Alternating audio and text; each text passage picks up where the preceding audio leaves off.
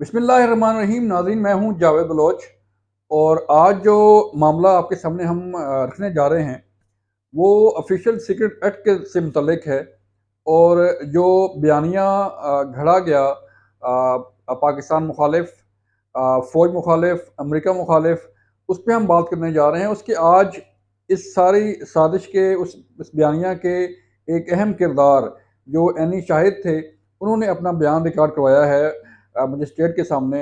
तो उस बयान से मुतल्लिक हम बात करने जा रहे हैं। मेरी मुराद तहरीक इंसाफ के चेयरमैन साबिक वज़ीर आज़म इमरान खान साहब ने, आपको याद होगा कि जब उनके खिलाफ तहरीक अदम एतमाद पेश की जा रही थी, उनकी हुकूमत को ख़तरा लाहक था ख़त्म होने का, तो उन्होंने एक जलसे में एक डॉक्यूमेंट को अपनी जेब से निकाला और लहरा के ये कहा कि ये वो डॉक्यूमेंट है, ये वो साइफ़र है जिसे जो मेरे ख़िलाफ़ इस्तेमाल किया जा रहा है और अमेरिका जो है मेरे ख़िलाफ़ साजिश कर रहा है।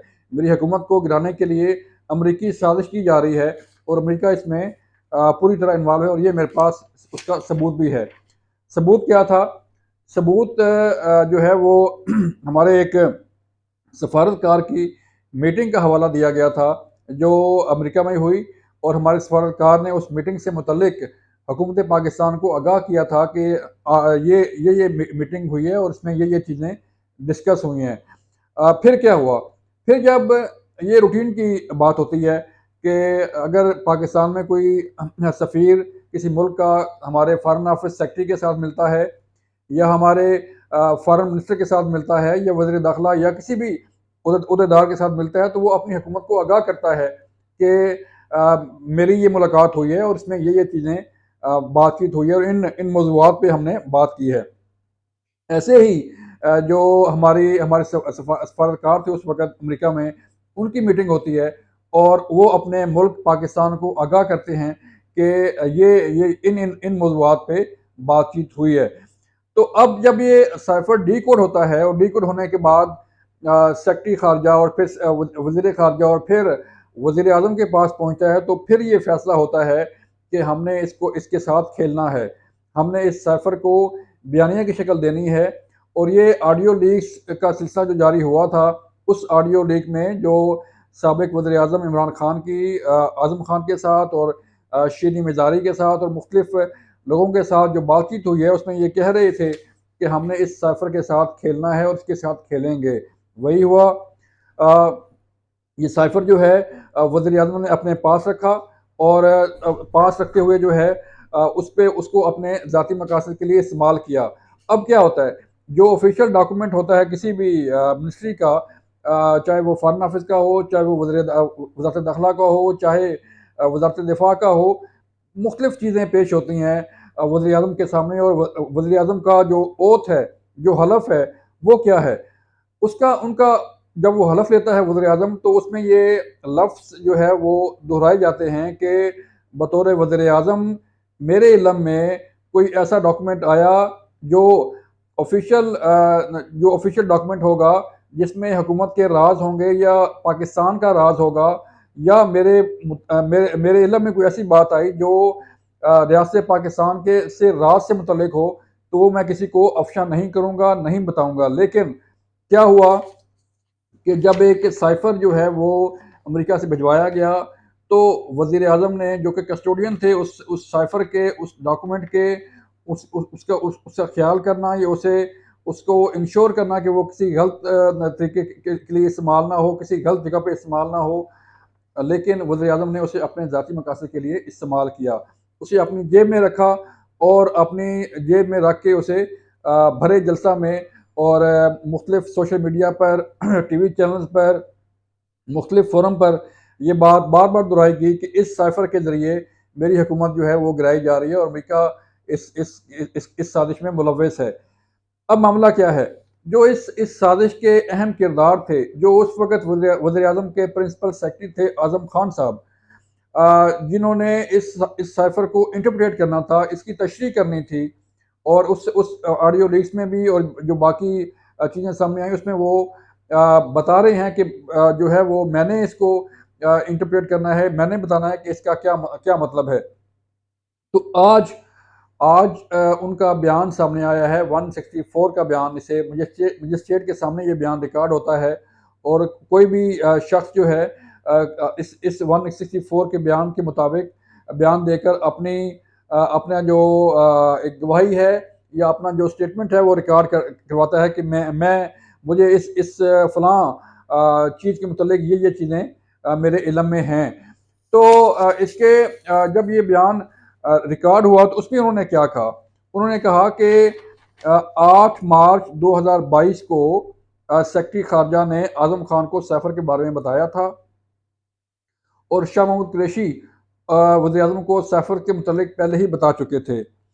28 मार्च को बनी गैलव में मीटिंग होती है और फिर 30 मार्च को स्पेशल कैबिनेट मीटिंग में सैफर का मामला ज़ेर बहस आता है।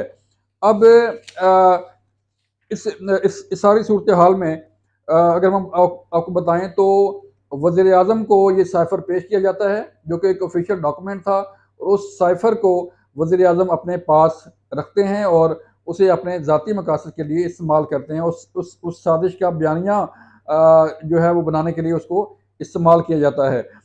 अब क्या, अब ऑफिशियल सीक्रेट एक्ट जो है वो क्या कहता है? ऑफिशियल सीक्रेट एक्ट ये कहता है कि आप जो है वो कोई भी डॉक्यूमेंट, कोई भी राज जो है वज़ीर-ए-आज़म हाउस में, वज़ीर-ए-आज़म ऑफिस में, वज़ीर-ए-आज़म के सामने कई ऐसी चीज़ें आती हैं जो बायलैटरल मुख्तलिफ मुल्कों के साथ जो है वो एग्रीमेंट चल रहे होते हैं। मुख्तलिफ ममालिक के साथ बायलैटरल टॉक्स चल रही होती हैं तो उसमें जो मुख्तलिफ मुल्क हैं वो एक दूसरे के साथ खुल के बात करते हैं कि देखें आप ये काम करें तो फिर हम आप इस साथ चल पाएंगे। पाकिस्तान कहता है कि नहीं, आप जो है वो हमें ये ये एड दें, ये प्रोजेक्ट दें, ये करें वो करें। तो इसका मतलब ये हरगिज़ नहीं होता कि वो मुल्क किसी दूसरे मुल्क या उस मीटिंग के जो मिनट्स हैं या उस मीटिंग के मुतल्लिक जो चीज़ें हैं जो कि एक राज होती हैं उसको पब्लिकली उसको जो है वो अफशा करना शुरू कर दे। अब क्या होगा, जो कस्टोडियन थे वज़ीर आज़म पाकिस्तान इस सारी चीज़ के कस्टोडियन थे लेकिन उन्होंने ये राज अफशा किया। अब उसके इस सफ़र से मुतल्लिक जो है सबसे बड़ी एविडेंस जो है वो प्रिंसिपल सेक्रेटरी टू वज़ीर आज़म आज़म खान की सामने आई है, जिन्होंने ये सारी बातें तस्लीम की हैं और ये भी कहा है कि जब वज़ीर आज़म से उस सफ़र के मुतल्लिक पूछा गया तो उन्होंने कहा मुझसे गुम हो गया। अब आपको मैं मिसाल दूँ अमरीकी सदर डोनाल्ड ट्रंप की, तो डोनाल्ड ट्रंप के खिलाफ जो केस चल रहा है वो क्या है? वो केस ये है नाज़रीन कि उन्होंने भी ऑफिशियल सीक्रेट एक्ट की खिलाफ वर्जी की और एक फ़ाइल को अपने पास रखा और अपने पास रख के उसे गलत तरीके से इस्तेमाल किया जो कि प्रॉपर्टी थी अमेरिका की, जो कि वो बतौर कस्टोडियन जो है उनके पास ही और वो अपने साथ ले गए, उन्हें अपने ज़ाती मकासद के लिए इस्तेमाल किया। तो इसके इसी तरह का ये साइफर का मामला भी है कि ये एक ऑफिशियल डॉक्यूमेंट था जिसे वज़ीर-ए-आज़म ने अपने अपने पास रखा और उसे अपने ज़ाती मकासद के लिए इस्तेमाल किया। अब क्या, अब जब 9 मार्च को इमरान खान ने साइफर उनसे ले लिया और जब बाद में पूछा गया कि साइफर जो है वो कहाँ पे है, तो उन्होंने कहा जी साइफर तो मेरे पास नहीं है, गुम हो गया है। अब क्या होगा? अब या तो ऑफिशियल सीक्रेट एक्ट के तहत जो है वो कार्रवाई जो है वो होनी चाहिए या हो सकती है और फिर इस साइफर को कहाँ से बरामद किया जा सकता है, ये भी अहम सवाल है कि अगर वो अब तक इमरान खान साहब के पास है तो उन्हें जो है वो उसे हुकूमत पाकिस्तान को लौटाना चाहिए या फिर जब ये कार्रवाई शुरू होती है तो फिर जो हुकूमती इदारे हैं वो उसको बरामद करेंगे। अगर हम इस आज़म खान की एविडेंस को देखें तो हमारे पास कई ऐसे मिसालें मौजूद हैं। जैसे इस्तेहकाम पाकिस्तान पार्टी बनी तो उसमें जो लोग शामिल हुए तो वो जो उनके बयानात हैं अगर उनको सामने रखा जाए तो उनका ये कहना है, जैसे फैज़ुल हसन चौहान साहब मेरे साथ अभी एक प्रोग्राम में थे तो उन्होंने ये बता रहे थे कि हमें ये पहले बताया गया कि इस साइफर के ज़रिए अमेरिका हमारे खिलाफ साजिश कर रहा है, पाकिस्तान के खिलाफ साजिश कर रहा है। मैं उम्मत मुस्लिमा का लीडर हूँ, मेरे खिलाफ साजिश की जा रही है तो हम उनके साथ खड़े हुए। लेकिन आफ्टर 3 और 4 मंथ जो है हमें बताया गया कि नहीं, ये अमेरिकी साजिश नहीं है। अब जब आपने प्रेस कॉन्फ्रेंस करनी है, अब जब आपने किसी टॉक शो में बैठना है तो अमेरिका का नाम नहीं लेना। जो है फिर ये मामला चला गया पाक फ़ौज की तरफ कि नहीं, अब ये तो अमेरिकी साजिश नहीं थी, ये तो फ़ौज मेरे खिलाफ साजिश कर रही है, मेरे खिलाफ इस्लामिस्ट जो है वो साजिश कर रही है, तो मामला रुकेगा कहाँ पे? मामला ठहरेगा कहाँ कहाँ पे? क्या तहरीक-ए-इंसाफ के चेयरमैन इमरान खान साहब के सामने कोई रियासत पाकिस्तान का वजूद है? क्या तहरीक-ए-इंसाफ के चेयरमैन के सामने कोई पाकिस्तान की इज़्ज़त का कोई सवाल है? क्योंकि जब ये साइफ़र ड्रामा रचाया गया और उनकी हुकूमत चली गई बाद में, तो पाकिस्तान को कहाँ-कहाँ पर क्या-क्या मसाइल, किन-किन मसाइल का सामना नहीं करना पड़ा। जब आप इंटरनेशनली अपने मुल्क के मुतल्लिक ऐसी चीज़ें पोर्ट्रे करते हैं, तो फिर कोई इदारा जो है वो इंटरनेशनली आप पर एतमाद करने को तैयार नहीं होता।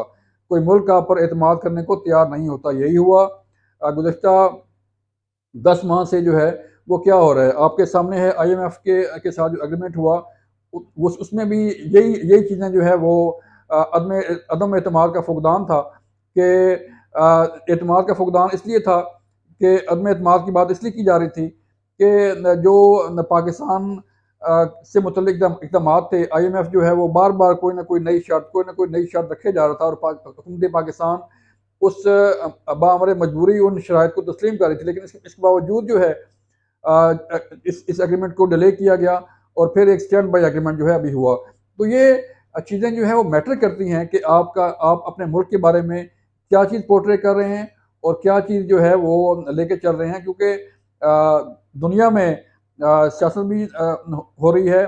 दुनिया में के मुख्तलिफ मुल्कों में सियासी जमातें भी आपस में गुत्थम-गुत्था होती हैं, लेकिन कोई भी सियासी जमात अपने मुल्क के खिलाफ जो है वो नहीं जाती, अपनी रियासत के खिलाफ जो है वो नहीं जाती, अपने अपने ज़ाती मफादात को मद्देनज़र रखते हुए रियासत के जो मफादात हैं, उस पर नहीं खेलती।